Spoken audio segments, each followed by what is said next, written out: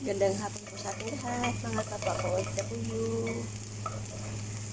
Ito ngayon, ang ipapakita ko sa inyo ang aking shamander. Nagpay ako ng pasal. Yan po. At ilalagay ko yung tom. Yan na po ang aking tom.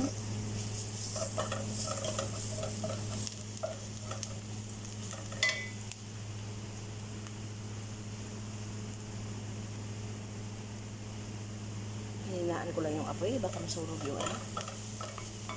Ayan. At tapos ko lagay ng garlic. Isusunod ko yung manok. Yan lang. Simple lang tong shamander na rice with chicken. Ito ang shamander ko, nilalaga ko. Yan siya. Yan ang shamander na nilalaga ko. Mamaya ikakat ko siya. Ikakat ko siya pahaba. Yan na. Nag-start na siya sa pag-brown. Ngayon, isusunod ko yung manok. Ito ang manok ko. Yan. Ilalagay ko na siya. Yan na po.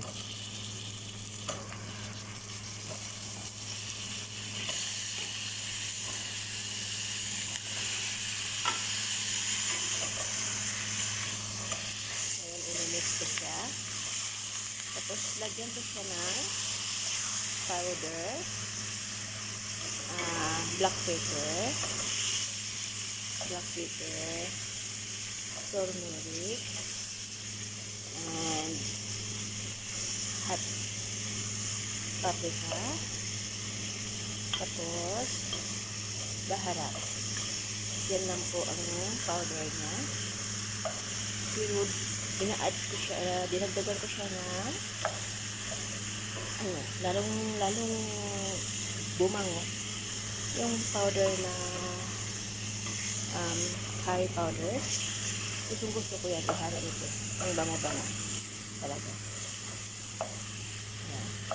Tapos hayaan ko muna siya, takpan ko muna siya hanggang mag-brown.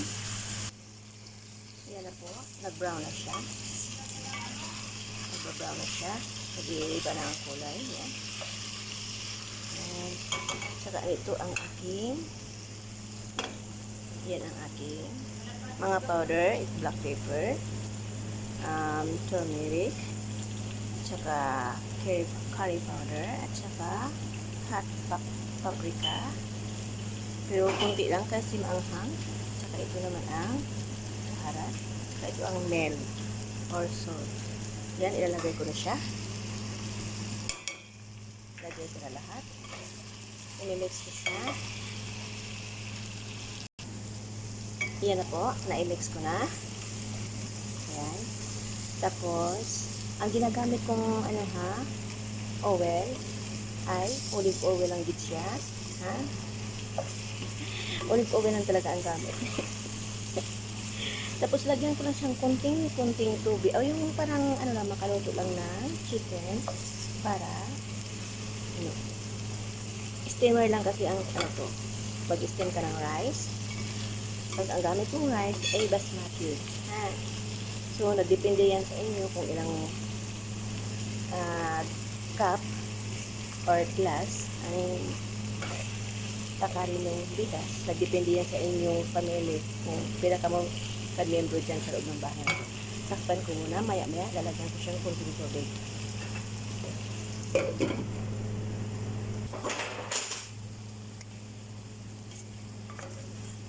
Yan po.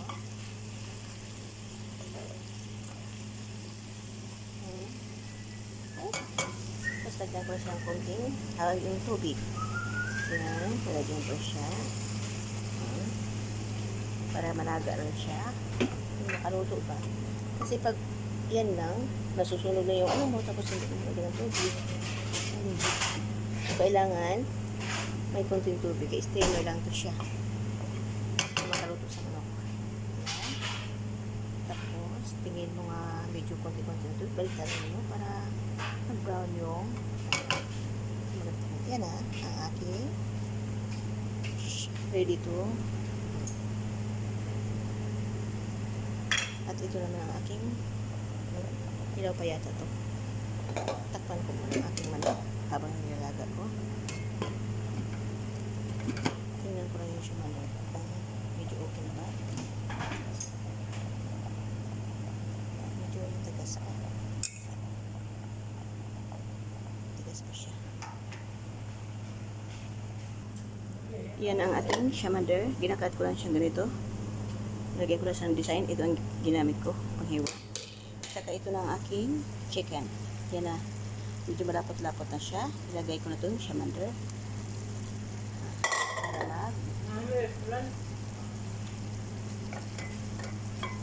Yan. Yan ang aking shamander. Ipang lagay ko na sa ilawan. Tapos pag-steam ako ng rice.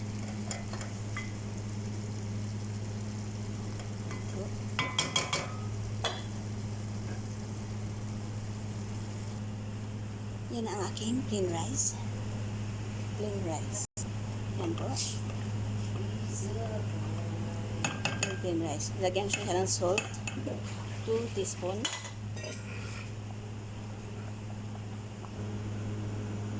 Yan ang aking shamander. Yan na po. Iyan ang aking steam rice. Ilalagay ko siya dito.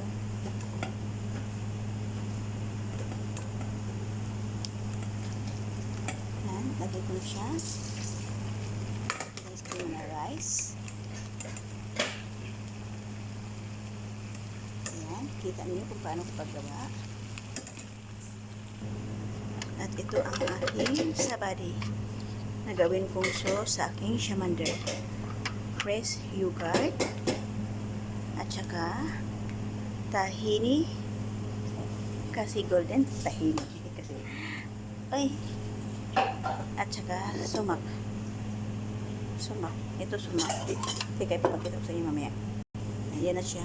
Ang aking isang yogurt. At saka 3 ganitong tahini. At saka yung sauce ko.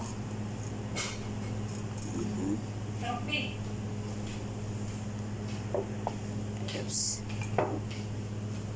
Yung sauce ko.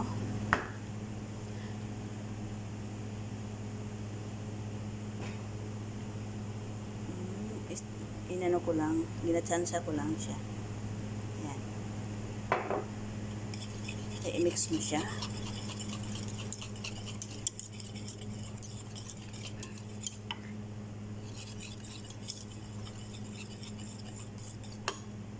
At ito rin ang ginawa kong salad.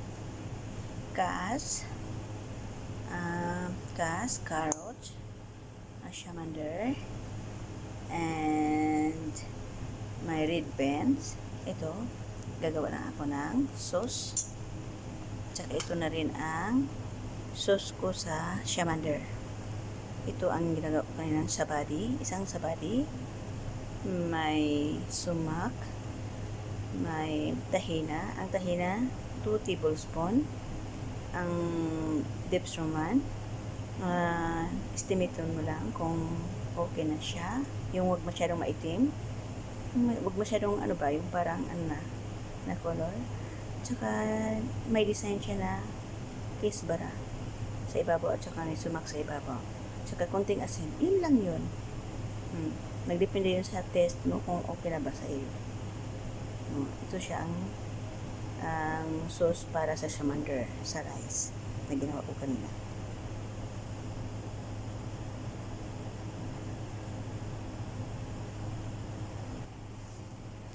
Yan naman po ang aking shamander. Konti lang aking shamander eh. Ayan siya. Konti lang nilipat ko sa hapida kasi lalamig. Tagal pa siya kumain. Yan po ang aking ingredients for today. Yan. Ito pala ang aking ihanda na pagkain para sa kanilang ingredients. Ito ha. Ayan. Mamaya lagyan ko siya ng sa ibabaw. May kisbara nga, paibabaw ko siya. Kaya mamaya, ipakita ko sa inyo.